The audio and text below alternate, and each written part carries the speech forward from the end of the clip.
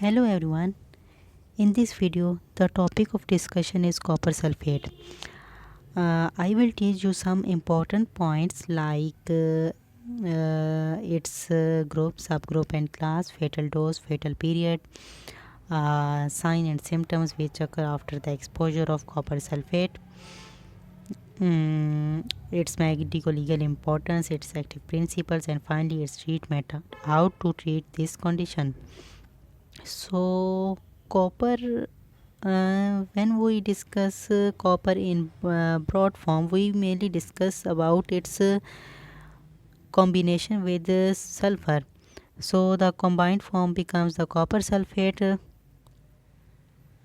It is basically a metallic irritant poison. Its fatal dose is 30 gram and its fatal period is up to 72 hours.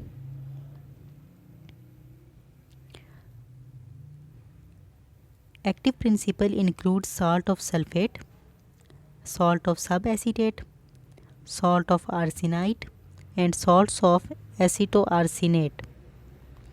These four salts are responsible for the poisoning action of copper or the copper sulfate. The main sign and symptom which occur after exposure to copper sulfate includes metallic taste in mouth, burning pain, nausea, blue vomiting. As you all know that copper sulfate is blue in color as shown in the figure above. So all the secretions coming out of the body via it's from the mouth or through the urine, it will appear blue or inky in color. So there is blue vomiting, straining at stool, inky urine or hematuria, jaundice, muscle cramping, there is collapse, vomit to be differentiated from bilious pregnancy vomit. Now this vomit, now if a person who is exposed to copper sulfate presents to a medical department with this poisoning, the medical officer must have to distinguish between the vomit of this patient and the vomit which is presented by a pregnant woman. By using some chemical reactions, medical legal importance is that it is mainly used for the suicidal purpose. It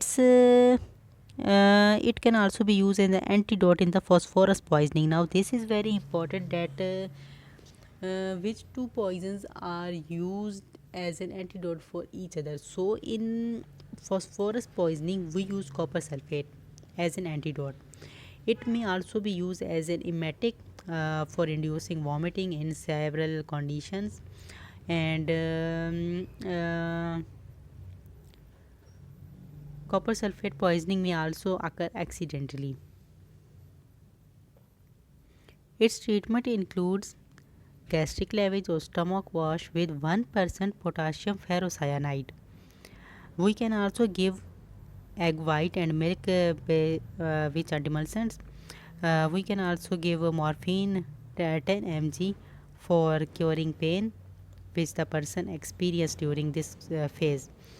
The morphine injection should be given intramuscularly. We can also give ball, coprimine, magnesium sulfate, and for treating the kidney function we perform dialysis. These are some of the important points regarding copper.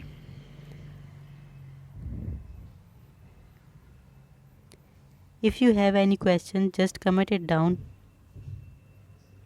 I will reply you as soon as possible. Thank you.